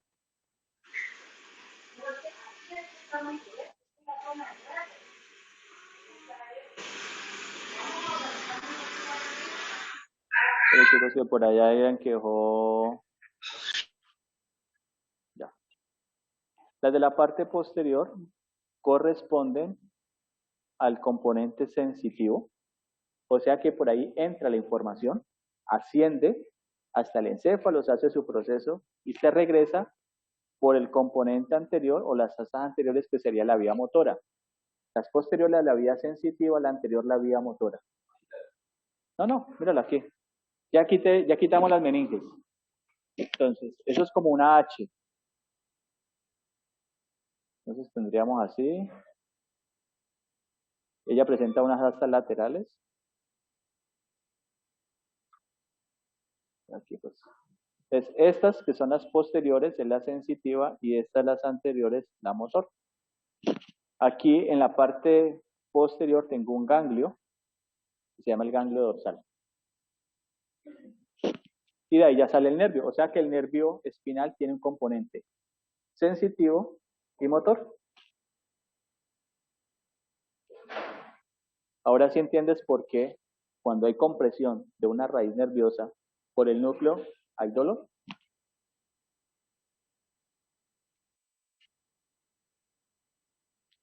Aquí vemos un corte de qué tipo? Transversal. ¿Qué vértebra cree usted que es esta? Lumbar. ¿Lumbar? ¿Sí, lumbar? ¿De acuerdo que sea lumbar? ¿Estamos? ¿No nos queda Es una vértebra torácica. Una vértebra torácica. Sí, pero sabemos que es una vértebra torácica por esto, la costilla. Ah, ok, profe, sí. ¿Ah? Sí, la apófisis te engaña, pero sí mira la costilla aquí. Entonces mira la distribución del nervio. Entonces los nervios que vienen de la médula espinal van a tener una distribución sensorial a nivel del cuerpo. Y eso se llaman los dermatomas. Entonces, los nervios espinales son 31. ¿Cuántas vértebras tenemos? 33. Ajá. Entonces, los nervios espinales, los cervicales van a ser 8. Pero alguno dirá, bueno, ¿por qué 8 si tenemos 7 vértebras cervicales? La explicación es que a nivel de las vértebras cervicales El nervio sale por encima del cuerpo vertebral o sale por encima de la vértebra. Exactamente. Y a la altura de C7 saldría C8 porque está por encima del primer cuerpo vertebral, de una vértebra torácica, pero de ahí para abajo ya siguen saliendo por debajo de los cuerpos vertebrales. Por eso tenemos 8 nervios espinales cervicales. Ellos se distribuyen entonces, estos de color verde corresponden a los cervicales, estos de color azul a los torácicos, estos de color gris a los lumbares, estos de color como naranjo rojo a los sacros, y por allá, por aquí, estaría el coxígeno. Es que hacen los médicos, los neurólogos y posiblemente los enfermeros que se especializan en eso, pasan con un elemento que tenga punta roma para evaluar la sensibilidad. Entonces, si yo No solamente con eso, profe, con muchas texturas también, ¿no? Bueno, sí, con muchas, pero en este ejemplo tenemos este allí, pues, o pasas un lapicero que no tenga tinta y haciendo el trazo. Si llegas a esta región, que es la región lumbar, y la persona no siente, la lesión está por encima del territorio donde estás tocando. O sea que si yo hago el recorrido aquí en L1 y no siente, la lesión ¿dónde está? En la torácica.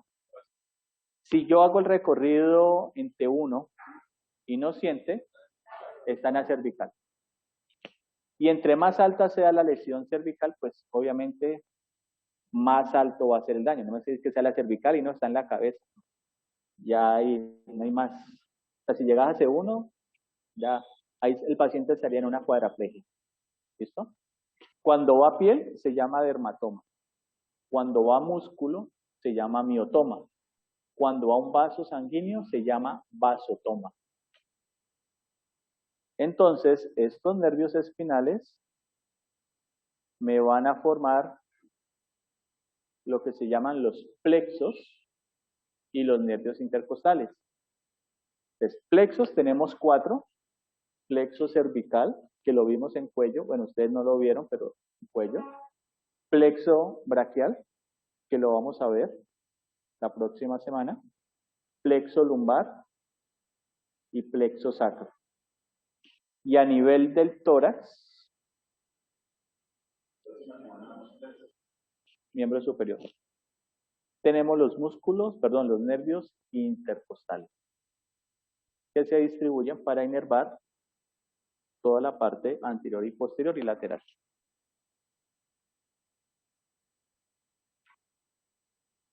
¿Listo, chicos? Bueno.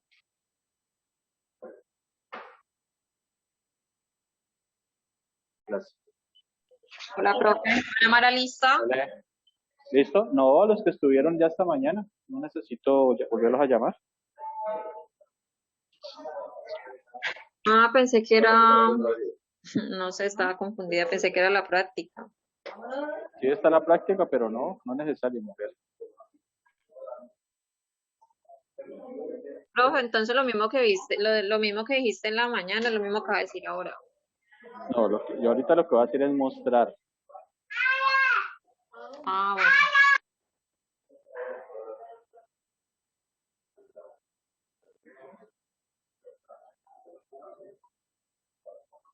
Listo, chicos. ¿Ustedes ven la pantalla? ¿Y los que están al otro lado? ¿Ven la pantalla? De los que están al otro lado. Porque recuerden que sus compañeros, los que no vinieron a clase, en la mañana fue la clase teórica, ahora es la clase práctica. O sea, deberían de conectarse teóricamente a la misma. ¿Listo? Bueno, chicos, entonces lo que vamos a hacer ahora es hablar o a reconocer las diferentes estructuras, ¿vale? Esta primera vértebra que tengo aquí, esta se llama el atlas. Esta vértebra es una vértebra que fue impresa, por favor, niñas, esta vértebra fue impresa en una impresora en 3D, pero es la imagen real de una vértebra. Entonces, el atlas, ¿qué habíamos hablado? Es la primera vértebra, mire que tiene un foramen muy grande, recuerde que no tiene cuerpo, presenta dos masas laterales. Esas masas laterales van a tener en la parte superior dos caras articulares, que ellas se van a relacionar con los cóndilos occipitales. Ahorita se las presto. Esa tiene. Y en la cara posterior, las dos caras articulares para unirse al axis. En la parte anterior tenemos el arco anterior. Contame. Yo solamente un grupo. Hasta las 4. Sí, ya lo hicieron. Aquí tenemos, esto corresponde al arco posterior del atlas. Mire que ya no tiene proceso espinoso, es muy incipiente. Lateralmente, característica de ella, el foramen transverso, y aquí tenemos los procesos transversos. ¿Listo? O sea que esta es atlas. Segunda vértebra, el axis. El axis, recuerden que tiene una característica propia de ella, que tiene un diente. Y este diente se une al atlas y me forma una articulación trocoidea, o sea, tipo pivote. Ahora que les decía que con ella podía decir no.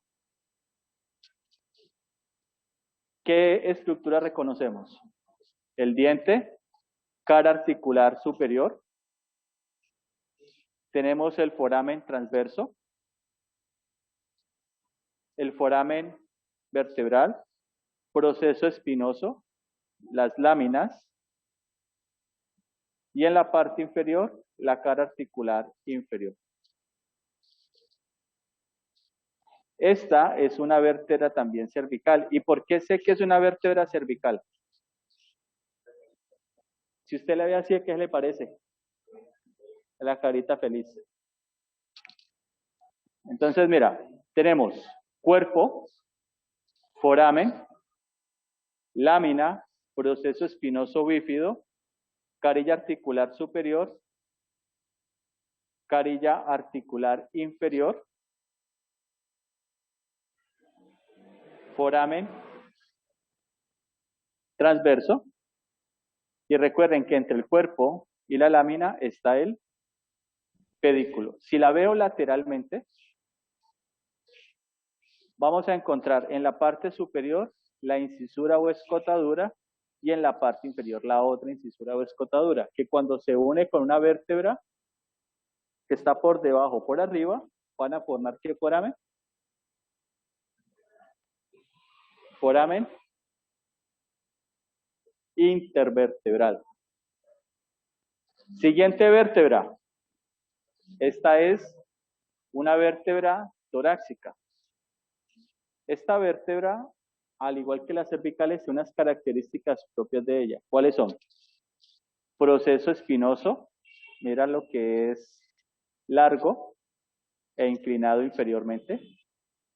En el proceso transverso tiene unas carillas articulares y en el cuerpo también va a tener dos caras articulares. Y aquí se une respectivamente la cabeza y el tubérculo costal. ¿Qué estructuras tiene similares a las demás? Cuerpo, foramen vertebral, caras articulares superiores, caras articulares inferiores, lámina, pedículo. ¿Listo? Dejo la torácica y me voy a la lumbar. Entonces, ¿qué características tiene la lumbar? Cuerpo vertebral grande, un foramen vertebral pequeño y mire el proceso. Un proceso espinoso, corto y horizontal. Adicionalmente, sus carillas articulares están orientadas medialmente y aquí voy a tener el proceso mamilar y lateralmente el proceso accesorio, que lo veo aquí. Similar a las demás, cuerpo, foramen, proceso transverso, láminas, proceso espinoso, incisura o escotadura vertebral inferior, incisura o escotadura vertebral superior, pedículo. ¿Listo? Siguiente vértebra, o bueno, grupo de vértebras. Este es el hueso. ¿El hueso? Este es el hueso sacro. Tiene dos caras, una posterior, que es rugosa, una anterior, que es lisa. Encontramos los forámenes sacros. En la parte superior el promontorio. Lateralmente tenemos las alas. Si tengo una vista lateral de ella, aquí voy a tener una estructura en forma de oreja que se llama la cara auricular, que son dos, una a la derecha y otra a la izquierda. Y si voy hacia la cara anterior, voy a identificar cresta sacra, media o mediana, que corresponde a la fusión ¿de qué? Sí, pero ¿qué parte de la vértebra sacra se fusiona? Proceso espinoso. Lateralmente a ellas voy a tener la cresta sacra intermedia. ¿Corresponde a la fusión de qué? Los procesos articulares superior e inferior. Y lateralmente tengo la cresta sacra lateral, que corresponde a la fusión de qué? Los procesos transversos.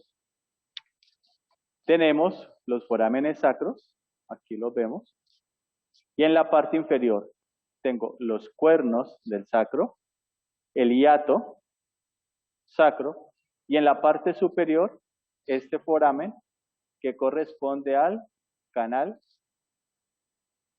vertebral. ¿Listo? No, sigue siendo. Sí, pues canal es porque todos los forámenes cuando se unen se forman un espacio y se le llama canal. Hiato. Hiato. Listo, chicos. Bueno, entonces sus compañeros van a revisar acá las estructuras o pasamos a revisar de una vez en el cuerpo. Permítanme un momento, por favor.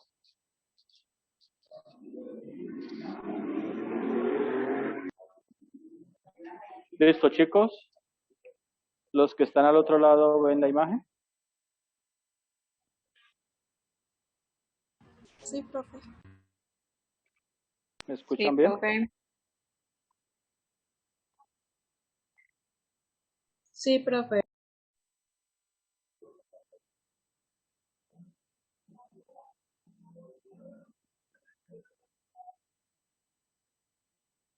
Bueno, entonces aquí vamos a hablar de los músculos del dorso. ¿Qué habíamos dicho en la clase? Que los músculos van a estar divididos o ubicados en tres planos. Entonces, este primer músculo que voy a ver acá corresponde al músculo latísimo del dorso.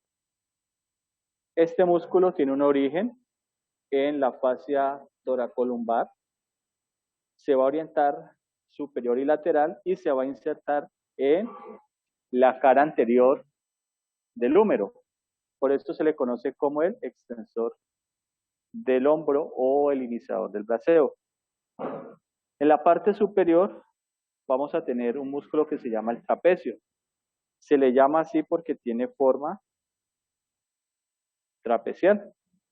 Entonces va a tener unas fibras inferiores que son estas que vemos acá.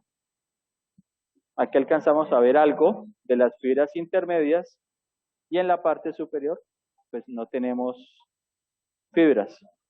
Obviamente en los otros cuerpos se van a ver mejor, pues en este por el tema de la cámara tenemos este trabajo. Yo lo retiro y al retirarlos me voy a encontrar con los músculos del plano medio. Recuerden que medial es que se acerca a la línea media. Este sería medio o intermedio. Primer músculo que voy a identificar tiene un componente en la parte superior. Entonces, desde este sitio hacia la cabeza, tengo un músculo que se llama el esplenio de cabeza. Y desde el mismo sitio, orientándose lateral, el esplenio del cuello, que sería este, que tenemos acá. Medialmente, vamos a encontrar la escápula con su borde. Entonces, la escápula va a presentar una saliente que es la espina de la escápula.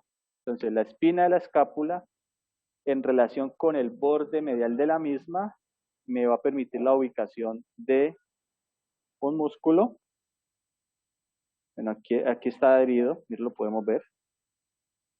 Este músculo corresponde al romboideo mayor, y el que estaría por encima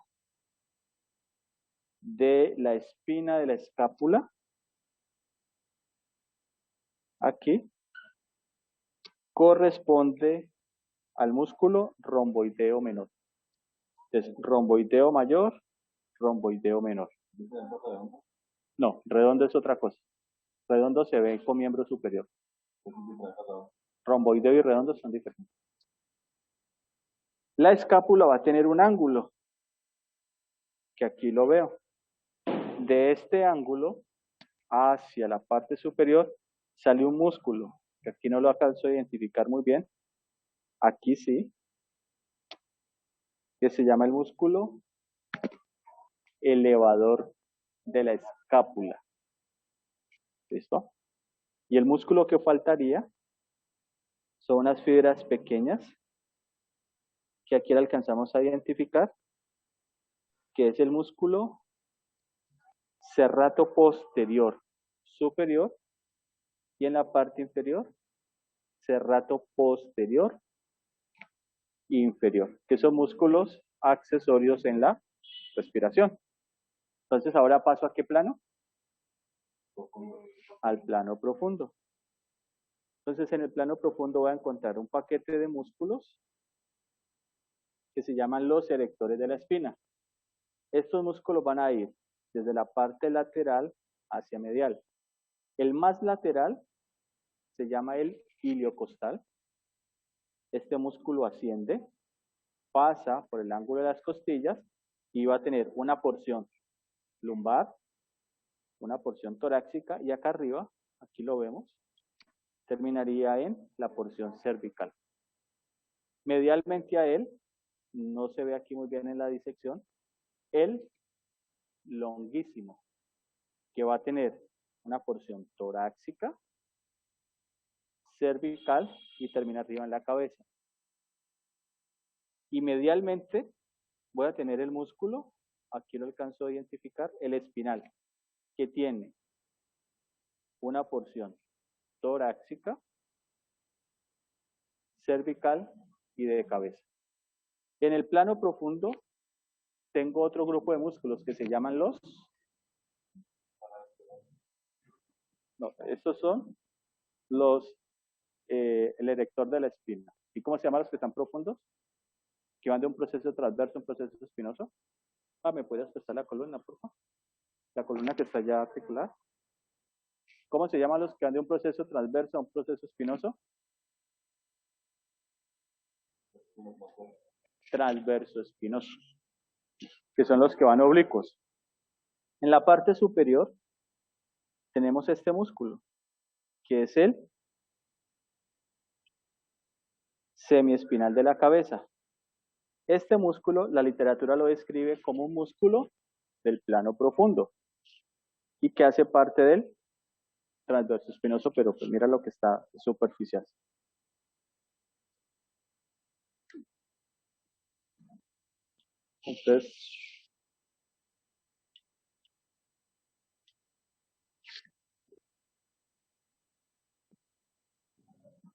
Entonces aquí tenemos la columna vertebral.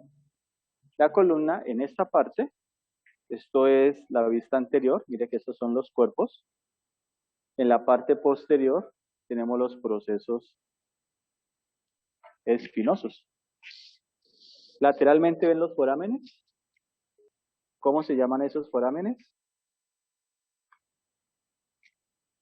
Les he preguntado ahí como 50.000 veces, como dirían ustedes. Forámenes transversos. No, señora. ¿Cómo? Forámenes intervertebrales. ¿Y por allí qué sale? Los nervios espinales. ¿Que son ramas de quién? De la médula espinal. ¿Listo? Entonces, en la vista posterior vamos a tener esta curvatura, que sería la cifosis torácica en términos clínicos.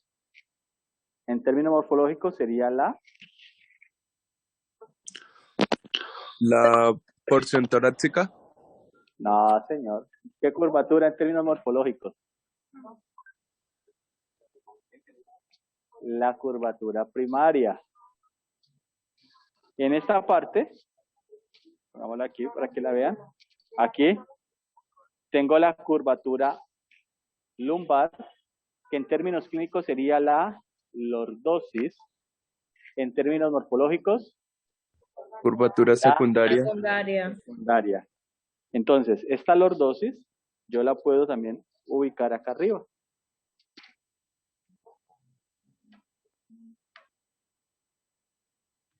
Ese es, mira, la lordosis cervical, la cifosis torácica, la lordosis lumbar, y aquí tendría la cifosis sacra o pélvica. ¿Listo? Y teóricamente, entre los dos cuerpos, tengo el disco intervertebral. ¿Qué me forma? ¿Qué articulación? Es una cartilaginosa tipo sínfisis. Y entre los procesos espinosos, aquí habría un ligamento que me formaría una articulación fibrosa tipo sindesmosis. Si veo la columna en una vista anterior, ¿usted la ve desviada? Sí, o sea que esta columna presenta una escoliosis. ¿Listo? Bueno, chicos, que pueden repasar si quieren, y si no, pues nos piquen. ¿Listo, chicos? Entonces, los que están allá, nos vemos. Claro, cójala.